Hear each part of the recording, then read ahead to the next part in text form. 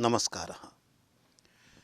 हमने अपने इस शिक्षा पाठ्यक्रम के अंतर्गत भाषा अभ्यास के अंतर्गत 5वें पाठ तक शक्ति प्रत्यय के बारे में जाना और मुख्य रूप से प्रथमा विभक्ति तक के प्रयोगों को देखा।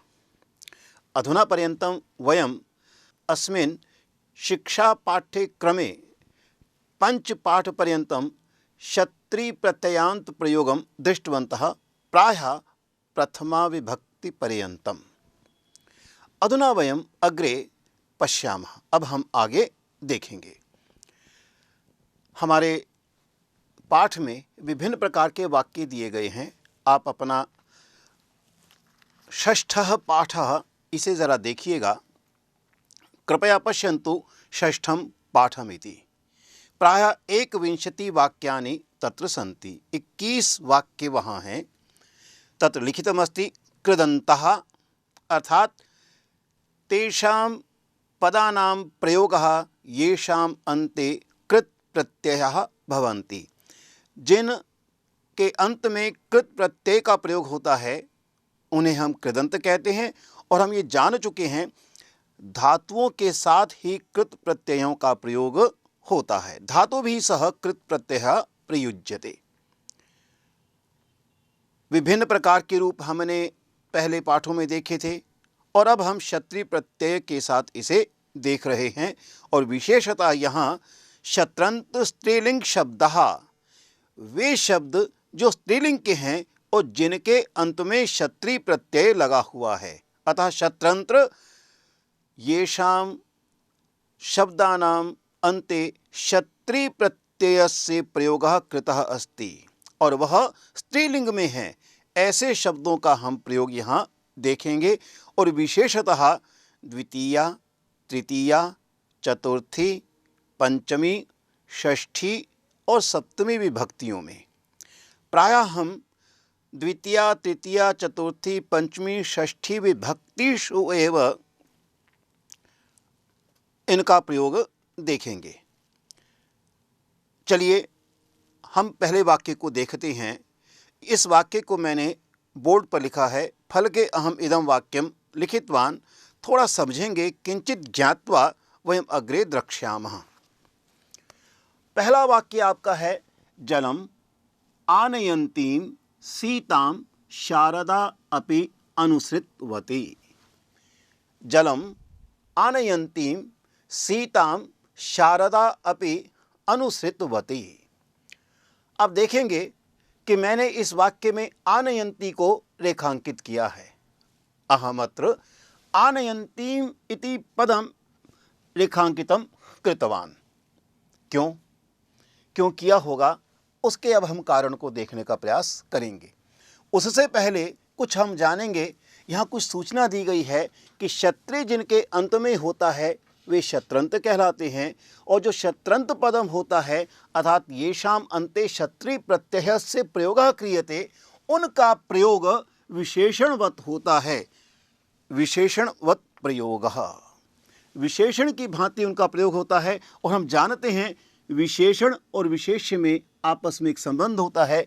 विशेषण विशेष्य मध्ये एकः विशिष्टः संबंधः भवति। किस प्रकार का? विभक्ति, लिंग और वचन की दृष्टि से दोनों में संबंध रहता है। और विशेषण निर्भर करता है विशेष्य पर। प्रायः विशेष्यस्य लिंगम वचनम विभक्तिम अनुसृत्य एव विशेषण पदस्य निर्माणं क्रियते। हम इस बात को विभिन्न प्रकार के उदाहरणों से पहले के पाठों में, पाठ्यक्रमों में देख चुके हैं। अस्माभिः पूर्व में विभिन्न पाठेषु एव न भिन्न पाठ्यक्रमेषु अपि दृष्टम। अब हम एक बात और जानेंगे कि शत्री प्रत्यय का प्रयोग अगर विशेषण की भांति होता है तो इसका एक अर्थ निकलता है, अनेन एकः अभिप्रायः अस्ति। अर्थात पुल्लिंग में भी होगा, पुल्लिंगे अपि भविष्यति, नपुंसके अपि भविष्यति, नपुंसकलिंग में भी होगा। क्योंकि विशेषण है इसलिए इसके रूप तीनों लिंगों में चलेंगे। विशेषणवत् अस्ति, अतएव शत्रंत्र पदानां प्रयोगः त्रिषु लिंगेषु भवति। पुल्लिंग में हम पढ़ चुके हैं, अब हम स्त्रीलिंग में पढ़ रहे हैं। तो स्त्रीलिंग में इसके रूप कैसे बनेंगे, ये रूप मैंने एक उदाहरण के रूप में यहाँ दे रखे हैं। अब देखेंगे प्रथमा विभक्ति, द्वितीया विभक्ति, तृतीया विभक्ति, चतुर्थी विभक्ति, पंचमी विभक्ति, षष्ठी विभक्ति, सप्तमी विभक्ति और संबोधनम। ये रूप एक वचन में, द्विवचन में और बहुवचन में चलेंगे। यहाँ मैंने पूरे रूप लिख दिए हैं एक उदाहरण के रूप में, और इन्हीं के आधार पर हम इनका प्रयोग भी यहाँ देखेंगे। प्रथमा विभक्ति में रूप बनता है पठन्ति, एक वचन में, द्विवचन में पठन्त्यौ, बहुवचन में पठन्त्यः। अधुना हम संपूर्णं रूपं पठिष्यामि। भवन्तः चिन्तयन्तु, एक वचने पूर्वं पठिष्यामि, पुनः द्विवचने, तत्पश्चात बहुवचने। एक वचने पठन्ति, पठन्तीं, पठन्त्या, पठन्त्यै, पठन्त्यः, पठन्त्यः, पठन्त्यां, हे पठन्ति। प्रथमा विभक्तौ आसीत् पठन्ति, द्वितीया विभक्तौ पठन्तीं, तृतीया विभक्तौ पठन्त्या, चतुर्थ्यां पठन्त्यै, पंचम्यां पठन्त्यः, षष्ठ्यां पठन्त्यः, सप्तम्यां पठन्त्यः, संबोधने हे पठन्ति। और इसी प्रकार से विभक्ति के अनुसार हम जरा द्विवचन को देखते हैं। प्रथमायां पठन्त्यौ, द्वितीयायां पठन्त्यौ, तृतीयायां पठन्तिभ्याम् एवमेव पुनः चतुर्थी अपि पठन्तिभ्यां, पंचमी अपि पठन्तिभ्यां, षष्ठ्यां भवति पठन्त्युः, सप्तम्यामपि पठन्त्युः, संबोधने हे पठन्त्यौ। बहुवचने पश्यामः पठन्त्यः, पठन्तिः, पठन्तिभिः, पठन्तिभ्यः, पठन्तिभ्यः, पठन्तीनां, पठन्तीषु, हे पठन्त्यः। अर्थ क्या होता है इनका? पठन्ति, पढ़ती हुई। जब विशेषण की भांति इसका प्रयोग हो, पढ़ती हुई। प्रायः हम इसे अंग्रेजी में कंटिन्यूएशन, निरंतर के अर्थ में लेते हैं, पढ़ रही इस अर्थ में भी इसे लेते हैं, और विशेषण के रूप में पढ़ती हुई, अर्थात पढ़ती हुई बालिका, पठन्ति बालिका। पढ़ती हुई बालिका को पठन्तीं बालिकाम्। अनेन प्रकारेण वयं पश्यामः शत्री प्रत्ययान्त पदानां प्रयोगः विशेषणवत् भवति। यदि वयम् इदं सूत्रं मनसि स्थापयामः, तत्पश्चात वयं वाक्यानि यदि पश्यामः, वयं अवगमिष्यामः, तब हम समझ जाएंगे।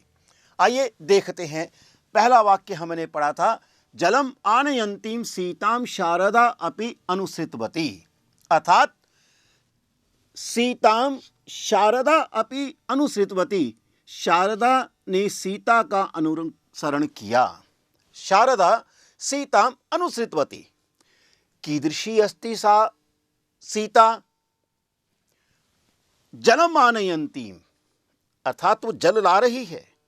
अब देखिए यहाँ सीताम अनुसृतवती, यह हमारे पास वाक्य है। तो सीताम में द्वितीया विभक्ति एक वचन का रूप है, सीताम।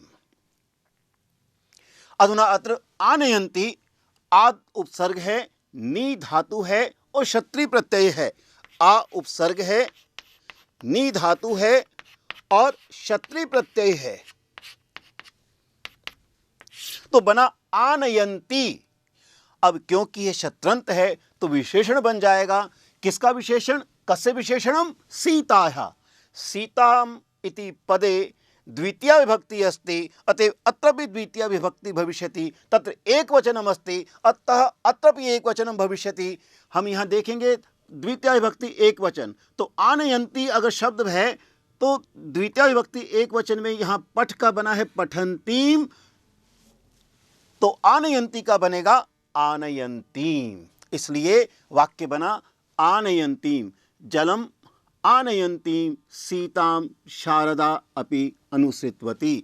जल लाती हुई सीता का शारदा ने भी अनुसरण किया। कैसी सीता? जल लाती हुई, आनयंतीम। तो अत्र सीतायां सीतामिति पदे द्वितीया विभक्ति एकवचनम् अस्ति, अत्रापि द्वितीया विभक्ति एकवचनं भविष्यति। अन्यत् वाक्यं वयं पश्यामः, निन्दन्तीं स्त्रियं दृष्ट्वा अन्यः स्त्रियः कुपितवत्यः। स्त्रियं दृष्ट्वा, यहाँ भी स्त्रीलिंग है, द्वितीय विभक्ति है, एक वचन है। तो निन्दन्तीम, निंद धातु है, क्षत्रि प्रत्यय लगा है और फिर उसके बाद उसके रूप चले हैं एक वचन में। तो स्त्रियम, स्त्री को, निन्दन्तीम तो यहाँ बना था पठन्तीम, तो बन जाएगा निन्दन्तीम। पठन्तीम, निन्दन्तीम। निंदा करती हुई स्त्री को देखकर अन्य स्त्रियां बहुत क्रोधित हुई, कुपितवत्यः। अनेन प्रकारेण अत्र स्त्रियमिति पदम द्वितीया विभक्तौ अस्ति, अतः निन्दन्तीम अपि द्वितीया विभक्तौ एक वचने अस्ति, अतः अत्रापि एक वचनम अभवत्। अनेन प्रकारेण अत्र विशेषणवत् अस्य प्रयोगः वर्तते। एवमेव अन्यत्र वाक्येषु अपि भविष्यति। वयं तृतीयं वाक्यं पश्यामः, तत्पश्चात् वयं पंचमं पश्चात् द्रक्ष्यामः। पूर्वं तृतीयं चतुर्थं पश्यामः। फलानि खादन्ति वानरिः दृष्ट्वा बालिका हसितवत्यः। फल खाती हुई बंदरियों को देखकर बालिकाएं हंसी। अत्र वानरी, वानरी शब्दः अस्ति, द्वितीया विभक्तौ बहुवचने वानरिः इति अभवत्। बहुवचने भवन्तः पश्यन्तु, अगर खादन्ति शब्द बने खाद और क्षत्रि प्रत्यय के साथ, तो आप रूप देखिए, पठन्ति, पठन्त्यौ, पठन्त्यः, पठन्तीं, पठन्त्यौ, पठन्ति ही। बहुवचन में द्वितीय विभक्ति में बना है पठन्ति ही, तो वहां बन गया खादन्ति ही। फलानि खादन्ति ही वानरिः दृष्ट्वा बालिका हसितवत्यः। तो खादन्ति यहाँ द्वितीय विभक्ति में है, बहुवचन में है। कारण क्या है? वानरिः द्वितीय विभक्ति बहुवचन में है। वानरिः इति पदम विशेष रूपेण अस्ति, अत्र द्वितीय विभक्ति अस्ति, बहुवचनं तत्र वर्तते, अतएव खादन्ति अपि द्वितीय विभक्तौ बहुवचने अभवत्। एवमेव चतुर्थं वाक्यं पश्यामः, धावन्ति गाः पश्य, देखो, पश्य देखो, गाः गौओं को। गाः द्वितीय विभक्तौ बहुवचने अस्ति, विशेषवत् अस्ति, अतएव अस्य पदस्य धावन्तिः इति पदमपि द्वितीय विभक्तौ बहुवचने भविष्यति। यथा अत्र अस्ति पठन्तिः, तत्र भविष्यन्ति धावन्तिः। धाव धातुः क्षत्रि प्रत्ययः बहुवचने। अत्र पर्यन्तं वयं तत्र पश्यामः द्वितीय विभक्तेः प्रयोगः तत्र आसीत्। अधुना पंचमं पश्यामः, पद्यं पुनः पुनः स्मरन्त्या तया सुमधुरं न गीतम्।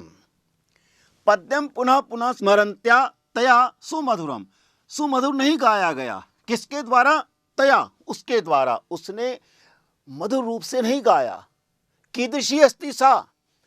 पद्यम पुनः पुनः, पद्य को पुनः पुनः स्मरन्त्या, याद करने वाली। अत्र वयं यदि तया पश्यामः, तत्र तृतीय विभक्तेः प्रयोगः वर्तते। सा ते तः, तां ते तः, तया ताभ्यां ताभि। तया तृतीय विभक्तौ एक वचनस्य रूपम वर्तते। उसी प्रकार स्मरन्ति, स्मृ धातु क्षत्रि प्रत्ययस्य प्रयोगः पुनः तृतीय विभक्तौ एक वचनस्य रूपम भविष्यति। यथा अत्र अस्ति पठन्त्या, तो यहाँ बन जाएगा स्मरन्त्या। पद्यम पुनः पुनः स्मरन्त्या, तो यह विशेषण बन गया, क्योंकि यहाँ तृतीय विभक्ति एक वचन है, यहाँ भी तृतीय विभक्ति एक वचन होगा। तृतीय विभक्ति एक वचन का रूप पठन्त्या है, तो यहाँ बन गया स्मरन्त्या। अतः पद्यम पुनः पुनः स्मरन्त्या तया सुमधुरम न गीतम। एवमेव वयम् अग्रिमं वाक्यमपि पश्यामः। उत्तरम लिखन्त्या विद्यार्थिन्या मध्ये मध्ये आलोच्यते। उत्तरम लिखन्त्या विद्यार्थिन्या, विद्यार्थिनी मूल पद है, तृतीया विभक्तौ एक वचने रूपम अस्ति विद्यार्थिन्या। उसी प्रकार से लिखन्ति उसका विशेषण बना, लिख धातु क्षत्रिय प्रत्यय उसमें जुड़ा है, और क्योंकि विद्यार्थिन्या इति अस्य पदस्य विशेषणम अस्ति, अतः अत्र भी तृतीया विभक्ति एक वचनम पठन्त्या, तो लिखन्ति इति पदस्य भविष्यति लिखन्त्या। तो उत्तरम लिखन्त्या विद्यार्थिन्या मध्ये मध्ये आलोच्यते, तृतीया विभक्ति एक वचन में इसका प्रयोग दिखाया गया है। सप्तमं वाक्यं पश्यामः। भक्ष्याणि खादन्तीभिः स्त्रीभिः बहु संभाषणं कृतम्। भक्ष्याणि खादन्तीभिः स्त्रीभिः, स्त्रीभिः यहाँ विशेष्य है, अस्य विशेष्य पदस्य विशेषणं भविष्यति खादन्ति, और क्योंकि स्त्री भी तृतीया विभक्ति में बहुवचन का रूप है तो खादन्ति भी तृतीया विभक्ति में बहुवचन का रूप बन जाएगा। तो देखिए तृतीया विभक्ति बहुवचन में बनता है पठन्ति भी, पठ धातु है तो पठन्ति भी, खाद धातु है तो खादन्ति भी। तो भक्ष्याणि खादन्ति भी स्त्री भी बहु संभाषणम कृतम, भोजन करती हुई या खाती हुई वस्तुओं को, जो भी भक्ष्य है, जो भी पदार्थ वे खा रही हैं, खाती हुई स्त्रियों के द्वारा बहुत संभाषण किया गया। भक्ष्याणि खादन्ति भी स्त्री भी बहु संभाषणम कृतम इति। अब उसके बाद का वाक्य देखते हैं। वस्त्रम प्रक्षालयन्तीभिः रजिकाभिः दीर्घोच्छ्वासः क्रियते। रजिकाभिः, वस्त्रम प्रक्षालयन्तीभिः रजिकाभिः, रजिकाभिः विशेष्य पद है, तृतीया विभक्ति बहुवचन में है, इसलिए प्रक्षालयन्तीभिः यहाँ भी तृतीया विभक्ति बहुवचन बन गया है। तो वस्त्रम प्रक्षालयन्तीभिः रजिकाभिः दीर्घोच्छ्वासः क्रियते। जो वस्त्र धो रही थी स्त्रियां, रजिका लंबे लंबे सांस ले रही थीं वस्त्रों को धोते हुए, अतः वस्त्रम प्रक्षालयन्तीभिः रजिकाभिः दीर्घोच्छ्वासः क्रियते। एवमेव नित्यन्त्यै इदं पारितोषिकं दीयताम्। यहाँ विशेष्य पद का प्रयोग नहीं हुआ है, लेकिन दीयताम दा धातु है, इसके योग में चतुर्थी विभक्ति लगी, शब्द था नृत्यन्ती, नाचती हुई। नृत्य धातु क्षत्रिय प्रत्यय का प्रयोग तो नृत्यन्ती बना, और क्योंकि दा धातु लगी है उसके कारण चतुर्थी हम यहाँ यदि लगाते हैं तो नृत्यन्ती में चतुर्थी विभक्ति आएगी। तो देखिए यहाँ पठ धातु का बना था पठन्त्यै, तो नृत्य धातु का बन गया नृत्यन्त्यै। नाचती हुई हम अपनी ओर से लगा सकते हैं, उस महिला को अथवा बालिका को यह पारितोषिक दिया जाए। महिला या बालिका के लिए यह शब्द तो नहीं आया है, हमने अपनी ओर से जोड़ दिया, क्योंकि स्त्रीलिंग है तो कोई भी नृत्य कर रहा है, अगर वो स्त्री है स्त्रीलिंग में है, नृत्यन्त्यै इदं पारितोषिकम दीयताम। फिर इसी प्रकार से चित्रम पश्यन्त्यै बालिकायै तच्चित्रम रोचते। चित्रम पश्यन्त्यै बालिकायै तच्चित्रम रोचते। रोचते रुच धातु है, उसके कारण भी चतुर्थी लगेगी। किसे अच्छा लग रहा है? बालिकाम, बालिका को अच्छा लग रहा है, तो बालिकाई चतुर्थी विभक्ति एक वचन में बना बालिकाई। और क्योंकि पश्यन्ति है, दृष्ट धातु के साथ क्षत्रिय प्रत्यय का प्रयोग लगा है, इसका प्रयोग विशेषणवत होगा, अस्य प्रयोगः विशेषणवत भविष्यति। अतः बालिकाई इति चतुर्थ्याम एक वचने अस्ति, पश्यन्त्यै तदनुगुणम भविष्यति। यहाँ भी चतुर्थी विभक्ति एक वचन हो जाएगा कि चित्र देखती हुई बालिका को वह चित्र अच्छा लग रहा है, अच्छा लगता है इति भावः। अग्रे पश्यामः बहुवचने प्रयोगः अस्ति। सीतां निन्दन्तीभ्यो राक्षसीभ्यो हनुमान कुपितवान। हनुमान जी बहुत क्रुद्ध हुए, क्या देखकर? सीता जी की जो निंदा कर रहे थे राक्षसियां, उन्हें देखकर। तो यह भाव है उसका, सीतां निन्दन्तीभ्यो राक्षसीभ्यो। आप यहाँ देखेंगे भ्यो ओ लगा हुआ है, वस्तुतः संधि के कारण यहाँ ओ हो गया है, यह भ्य है। राक्षसी भ्यो अर्थात राक्षसी भ्य, तो पंचमी विभक्ति बहुवचन का रूप है यहाँ, और चतुर्थी विभक्ति बहुवचन का रूप है कुप धातु के कारण।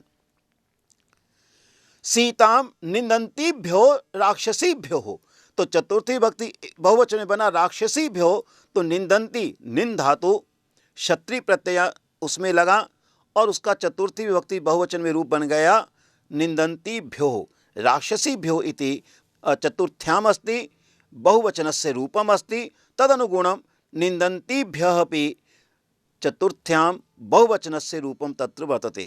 पुनः वदामि, ओ अत्र अस्ति, मूलतः अत्र विसर्गः अस्ति, यथा अत्र विसर्गः अस्ति, परन्तु संधि कारणात् तत्र ओ अभवत्, अतः तत्र लिखितमस्ति निंदन्तीभ्यो। अगले वाक्य में भी आप देखेंगे भ्यो लगा है, वो भी संधि के कारण ही लगा है। तत्र तिष्ठन्तीभ्यो ललनाभ्यः संगीतम रोचते, यहाँ भी रुच धातु है, उसके कारण चतुर्थी लग गई है। ललना महिला, बालिका, स्त्री, स्त्रीलिंग में इस शब्द का प्रयोग होता है। तो ललनाभ्यः संगीतम रोचते, महिलाओं को संगीत अच्छा लगता है। अब तिष्ठन्तीभ्यो स्था धातु है, क्षत्रि प्रत्यय का प्रयोग हुआ। ललनाभ्यः क्योंकि चतुर्थ्याम बहुवचने अस्ति, तो वहाँ भी तिष्ठन्तीभ्यो बहुवचन का रूप बन गया है। तत्र तिष्ठन्तीभ्यो ललनाभ्यः, तिष्ठन्तीभ्यो ललनाभ्यः संगीतम रोचते, अत्र चतुर्थ्याम बहुवचनस्य रूपम तिष्ठन्तीभ्यो वर्तते। त्रयोदशं वाक्यं पश्यामः, स्फुरन्त्याः विद्युतः प्रकाशः आगतः।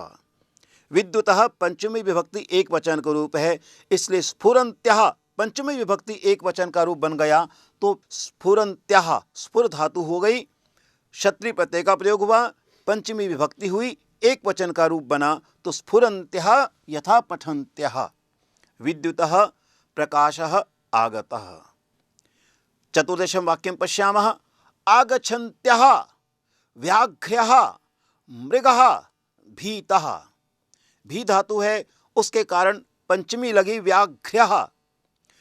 पंचमी में एक वचन में व्याघ्री का रूप बना व्याघ्रः, और क्योंकि आगच्छन्ति उसका विशेषण बन गया, अतः यहाँ भी पंचमी लगी। जैसे पठन्त्याः था उसी प्रकार से आगच्छन्त्याः, आद उपसर्ग, गम धातु, क्षत्रि प्रत्यय और उसके साथ फिर पंचमी विभक्ति एक वचन का रूप बन गया आगच्छन्त्याः।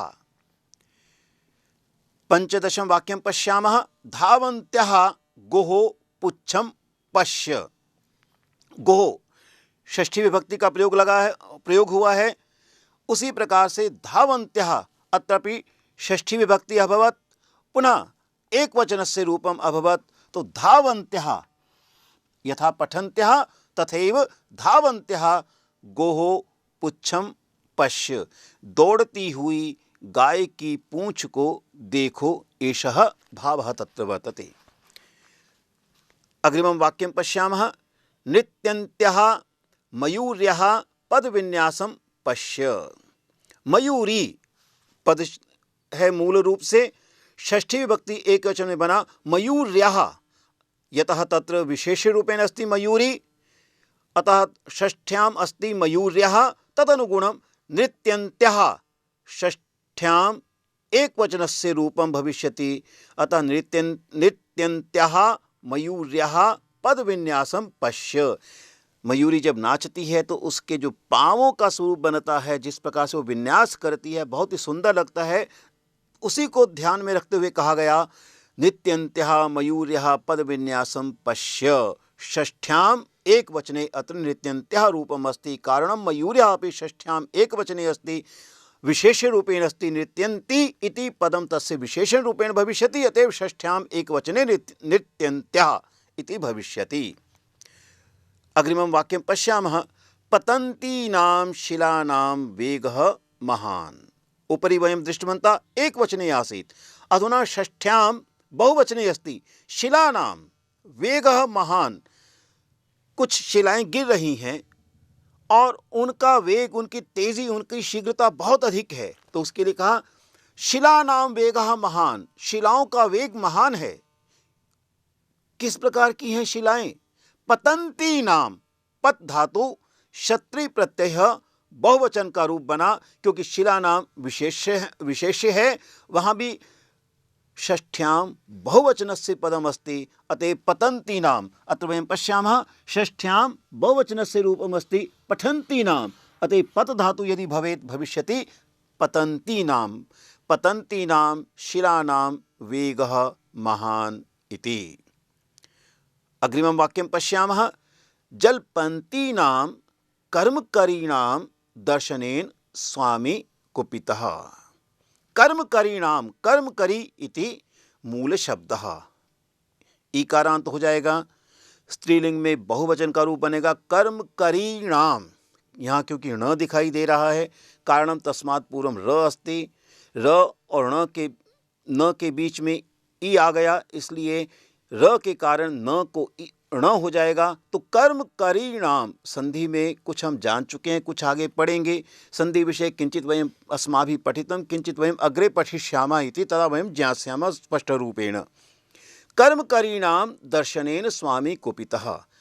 कर्मकरियों को देखकर स्वामी मालिक जो थे वे कुपित हो गए। कैसी थी वे कर्मकरियां? जल्पन्ती नाम, बातचीत कर रही थी, गपबाजी कर रही थी। कर्मकरीणाम अस्य पदस्य विशेषणमस्ति जल्प धातु क्षत्रिय प्रत्यय, पुनः कर्मकरीणाम बहुवचने अस्ति षष्ठ्याम, अतएव तत्र जल यथा पठन्ती नाम तथैव जल्पन्ती नाम इति पदम भविष्यति। तो जल्पन्ती नाम अत्र विशेषण रूपेण अस्ति, षष्ठ्याम अस्ति, बहुवचनम अस्ति, कारणं कर्मकरी षष्ठ्याम अस्ति, बहुवचने अस्ति। अग्रिमं वाक्यं पश्यामः अकस्मात् आपतन्तीनाम आपदाम निवारणम कथम। अकस्मात्, अचानक कोई आपत्ति आ जाए तो उसका निवारण कैसे किया जाए? अस्मिन् विषये तत्र वाक्यमस्ति अकस्मात् आपतन्तीनाम आपदाम।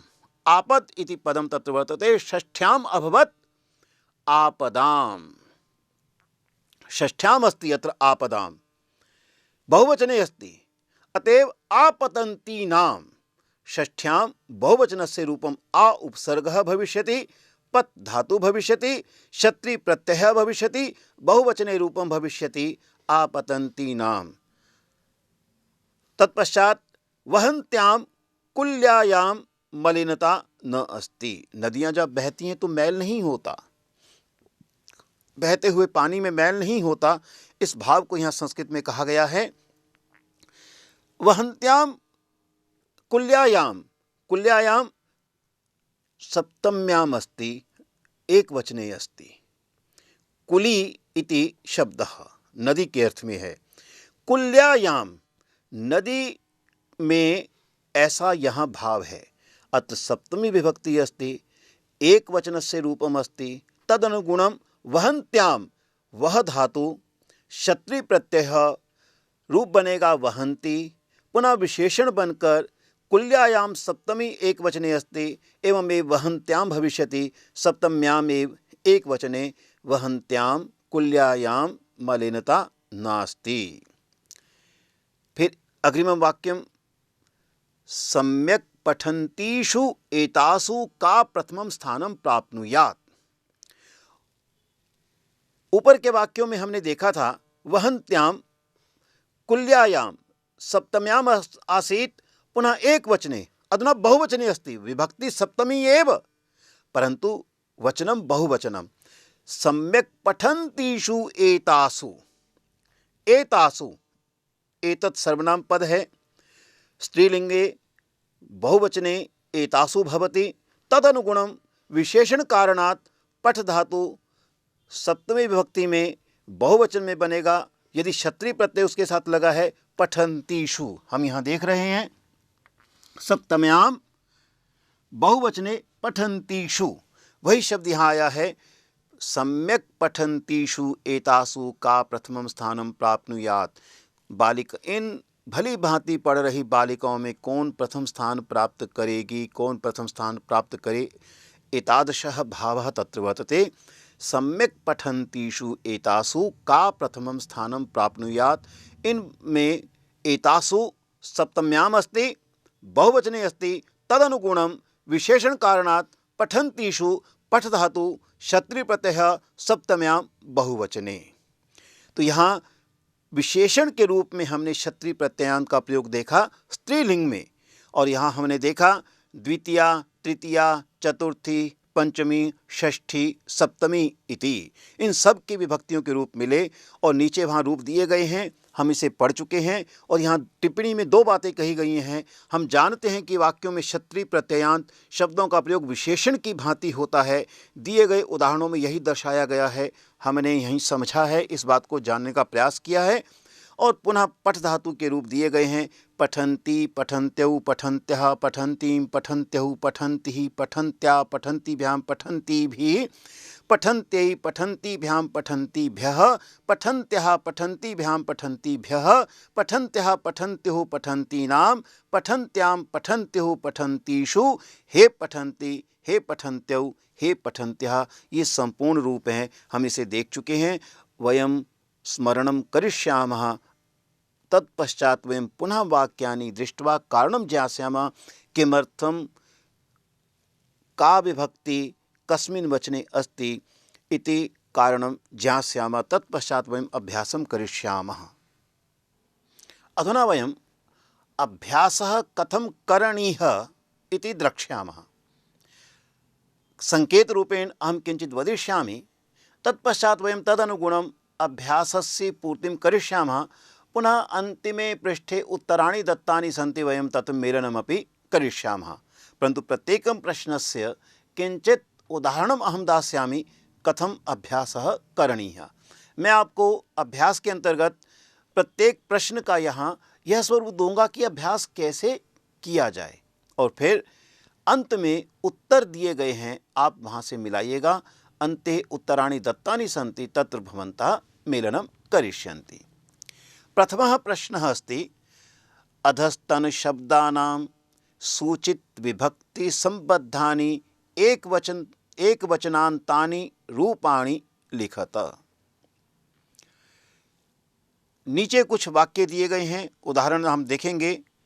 तत्र कोष्ठके विभक्ति लिखिता वर्तते, यथा पिबन्ति सीता चतुर्थी, अर्थात चतुर्थ्याम अस्य प्रयोगः करणीयः। अस्य वाक्यांशस्य प्रयोगः चतुर्थ्याम करणीयः। पिबन्ति सीता, तदनुगुणं वयम् अग्रे अपि तत्र वाक्यानि सन्ति, 10 वाक्यानि सन्ति, वयं तदनुगुणं करिष्यामः, परन्तु वयम् अवगच्छामः। चतुर्थी, सीता इति शब्दः तत्र वर्तते। यदि चतुर्थ्यां किं भविष्यति? सीताई। चतुर्थ्यां भविष्यति सीताई एकवचने, तत् लिखितमस्ति एकवचनान्तानि, एकवचनस्य रूपं वयं तत्र लेखिष्यामः। सीता विशेष्य पदं भविष्यति, पिबन्ति विशेषण पदं भविष्यति। सीता चतुर्थ्याम् एकवचने अस्ति सीताय, तदनुगुणं पिबन्त्यै विशेषणवत् भविष्यति। पुनः चतुर्थ्याम् अस्ति, अब देखिए आप यहाँ चतुर्थी विभक्ति में एक वचन में बना है पठ धातु का पठन्त्यै, तो पा धातु का बन जाएगा पिबन्त्यै। ऐसे ही प्रथम वाक्यांश को देखते हैं, स्खलन्ति वृद्धा, तो सप्तमी वृद्धा का सप्तमी विभक्ति एक वचन में क्या बनेगा? वृद्धायाम। तो स्खलन्ति का क्या बनेगा? सप्तमी विभक्ति एक वचन में यथा पठन्त्याम था तो स्खलन्त्याम। पहले आप विशेषण जो है उसे बदलिए, पूर्वम विशेषण परिवर्तयतु, या विभक्ति तत्र लिखिता अस्ति तदनुगुणम। तो सप्तमी वृद्धा का बनेगा वृद्धायाम, तो स्खलन्त्याम यथा पठन्त्याम। एवमेव परिशीलयन्ती अध्यापिका, पंचमी विभक्ति, तो पंचमी विभक्ति में अध्यापिका का क्या बनेगा? अध्यापिकायाः। इसी प्रकार से परिशीलयन्ती को देखिए, पंचमी में परिशीलन्त्यः, परिशीलयन्त्यः। जैसे पंचमी विभक्ति में अध्यापिकाया बनाया एक वचन में, इसी प्रकार से परिशीलयन्त्यः यह हमारा पद बन जाएगा और पीछे हम मिलाएंगे। एक और उदाहरण दूंगा, इच्छन्ति शारदा षष्ठी, तो पहले शारदा को बदलें, शारदायाः, शारदायाः षष्ठ्याम एक वचने अस्ति, ऊपर लिखा था एक वचन में, एवं इच्छन्ति षष्ठी एक वचन में बना था पठन्त्यः, तो यहां बन जाएगा इच्छन्त्यः, इच्छन्त्यः शारदायाः। इसी प्रकार से आप अगले वाक्यों को कीजिए और फिर उत्तर मिलाइए। द्वितीय अभ्यास आपका होगा, अधस्तन शब्दानां बहुवचनांत रूपाणि लिखत। ऊपर हमने एक वचन का अभ्यास किया था। उपरि वाक्येषु वयम एक वचनस्य अभ्यासं कृतवन्तः, अधुना वयं बहुवचनस्य अभ्यासं करिष्यामः। उदाहरणं दत्तम् अस्ति, नयन्तीम् अनुवैद्याम्, एक वचने रूपम अस्ति। देखिए जरा, अनुवैद्याम्, अनुवैद्या शब्द है और द्वितीय विभक्ति एक वचन में है, अनुवैद्या। बहुवचन में क्या बनता है? बहुवचने किम भवति? अनुवैद्यः। लता कितना रूप चलेंगे? लता, लते, लतः, लताम, लते, लतः। अनुवैद्या, अनुवैद्यः द्वितीयायाम बहुवचने। तो यहाँ क्योंकि अनुवैद्याम अनुवैद्यः बना, यह द्वितीयायाम बहुवचने अस्ति, परिणामतः नयन्ति अपि तदनुगुणं द्वितीयायाम बहुवचने भविष्यति, कारणं विशेषणं भविष्यति। अनुवैद्या विशेषण है तो नयन्ति ही बनेगा, जैसे यहाँ पठन्तीं, पठन्त्यौ, पठन्ति ही। इसी प्रकार से नयन्तीं, नयन्त्यौ, नयन्ति ही बहुवचनस्य रूपं भविष्यति, नयन्ति ही। अतः वहाँ लिखा हुआ है, अत्र लिखितमस्ति नयन्ति ही अनुवैद्यः। अब प्रथम वाक्य देखिए इसका, प्रवहन्त्यै नद्यै। नद्यै से स्पष्ट लगता है चतुर्थी विभक्ति एक वचन, चतुर्थ्याम एक वचनस्य। बहुवचन में क्या बनेगा? उसी प्रकार से प्रवहन्त्यै भी बदल जाएगा, तो चतुर्थी विभक्ति बहुवचन में पठन्तिभ्यः, तो वहां बन जाएगा नदीभ्यः, नद्यै का नदीभ्यः, तो प्रवहन्तिभ्यः नदीभ्यः, यह रूप उसका बन जाएगा। इसी प्रकार से अग्रिम जो वाक्य हैं आप स्वयं करके देखिएगा और फिर उत्तर मिलाइएगा। पुनः मैं बताना चाहूँगा, अहम पुनः वदामि, पूर्वं विशेष्यं पश्यतु, विशेष्यस्य परिवर्तनं कुर्वन्तु, तदनुगुणं शत्रु प्रत्ययान्त पदस्य विशेषणवत् रूपं भविष्यति, परिवर्तयन्तु। आगे देखिए, आवरणे दत्तानां शब्दानां उचितैः रूपैः रिक्तस्थानानि पूरयत। वयम् उदाहरणं पश्यामः, श्लोकं पठन्तिः बालिकाः अहम् आह्वयामि, कोष्ठके पदं दत्तमस्ति पठन्त्यः। हम यहाँ देखेंगे बालिकाः पद द्वितीया विभक्ति बहुवचन में है, बालिकाः इति पदं द्वितीयायां बहुवचने अस्ति, परंतु पठन्ति अत्र भवन्तः द्रक्ष्यन्ति लिखितमस्ति, कोष्ठके किं लिखितमस्ति? पठन्त्यः। जो पठन्त्यः पद है वह प्रथमा विभक्ति बहुवचन में है, अर्थात गलत हो गया, अशुद्धम तत्र वर्तते इदं पदम। कारणं बालिका यदि द्वितीयायां बहुवचने अस्ति तदा विशेषणमपि तदनुगुणं भवेत्, परंतु कोष्ठके पठन्त्यः लिखितमस्ति, तो हमें इसका द्वितीय विभक्ति बहुवचन में क्या बनेगा? पठन्तिः। इसलिए पठन्त्यः के स्थान पर आना चाहिए पठन्तिः। श्लोकम पठन्तिः बालिकाः अहम आह्वयामि, यह इसका उदाहरण है। अब हम एक वाक्य का उदाहरण देकर बाकी स्वयं करेंगे। हरिणीं रामः अनुसृतवान्, हरिणीं रामः अनुसृतवान्। हरिणीं तो स्पष्ट है कि हरिणी शब्द है, मूलतः हरिणी इति तत् शब्दः वर्तते द्वितीयायाम् एक वचने अस्ति, तत्र लिखितमस्ति धावन्ती, तो वो तो प्रथमा में है, तो हम क्या करेंगे? धावन्तीं, यथा पठन्तीं, तो धावन्तीं हरिणीं रामः अनुसृतवान्। तो आप फिर यहाँ भी उसी प्रकार से जैसे हमें पहले किया था, कर्म को देखकर उसका वचन देखिए, उसकी विभक्ति देखिए, उसी के अनुसार जो कोष्ठक में पद दिया गया है उसका प्रयोग कीजिए। द्वितीय वाक्य में हम देख रहे हैं, वयम तत्र पश्यामः तृणानि रिक्स्थानमस्ति धेनुः गोपालः रक्षति। धेनुः विशेषरूपेण अस्ति, द्वितीया विभक्तौ बहुवचने रूपं तत्र वर्तते। तदनुगुणं चरन्त्यः प्रथमा विभक्तौ अस्ति, यथा पठन्त्यः तथैव चरन्त्यः, परन्तु इदं तु विशेषणपदं भविष्यति। अतएव धेनुः इति पदं द्वितीयायां बहुवचने अस्ति, तदा अत्रापि चरन्ति इति द्वितीयायां बहुवचने भविष्यति। तदा किं भविष्यति? अत्र वयं पश्यामः पठन्तीं पठन्त्यौ पठन्तिः, तो अत्र भविष्यति चरन्तिः।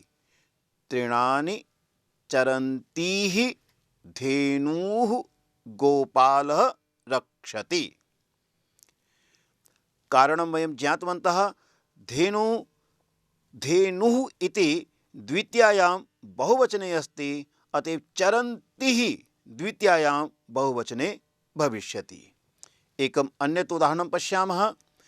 रिक्स्थानमस्ति, तृतीयं वाक्यं परीक्षायाः तस्याः भीतिः।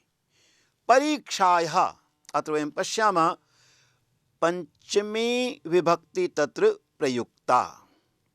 परीक्षायाः विशेष्यमस्ति, अतएव आगच्छन्ति अस्यापि किं भविष्यति? पंचमी, एकवचनस्य रूपं तत्र भविष्यति। परीक्षायाः पंचम्याम् एकवचने, अतः आगच्छन्ति पंचम्याम् एकवचने किं भविष्यति? पठन्त्यः। एवमेव आगच्छन्त्यः, आगच्छन्त्यः परीक्षायाः तस्याः भीतिः। अनेन प्रकारेण वयम् अन्तिमं वाक्यं पंचदशं वाक्यं पश्यामः। भवन्तः अन्यानि वाक्यानि करिष्यन्ति, तदनुगुणम् उत्तराणि द्रक्ष्यन्ति। वार्तां रिक्स्थानं कार्यकर्तृभिः सन्तोषः अनुभूतः। कार्यकर्तृभिः अत्र वयं पश्यामः विशेष्यपदमस्ति, तृतीया विभक्तिः तत्र वर्तते, पुनः बहुवचनम् अस्ति। शृण्वत्यः तत्रापि किं भविष्यति? तृतीया विभक्तिः भविष्यति, बहुवचनस्य रूपं भविष्यति। अत्र वयं तृतीया विभक्तौ बहुवचनस्य रूपं पश्यामः, पठन्तिभिः। अतएव अत्र किं भविष्यति? शृण्वतिः भी। तदनुगुणं वयं शृण्वतिः भी इति लेखिष्यामः। तत्र स्पष्ट रूपेण लिखितमस्ति, टिप्पणी रूपेण अपने उत्तर को अंतिम पृष्ठ पर दिए गए उत्तरों से मिलाकर शुद्धता को परखिए। अन्यानि वाक्यानि भवन्तः स्वयं करिष्यन्ति। सूत्रम किमस्ति? इन्हें हल करने का मूल बिंदु क्या है? पूर्वं विशेष्य पदं पश्यन्तु, तत्र का विभक्तिः प्रयुक्ता, किं वचनं च प्रयुक्तं, तदनुगुणं शत्री प्रत्ययान्तं यत् पदं तत्र वर्तते तत्रपि समाना विभक्तिः भविष्यति, समानं वचनमपि भविष्यति। वयम् उदाहरणैः ज्ञातवन्तः। अधुना भवन्तः स्वयं अन्यानि वाक्यानि करिष्यन्ति। अहं चिन्तयामि उत्तराणि च तत्र द्रक्ष्यन्ति। अन्तिमे पृष्ठे यानि उत्तराणि दत्तानि सन्ति।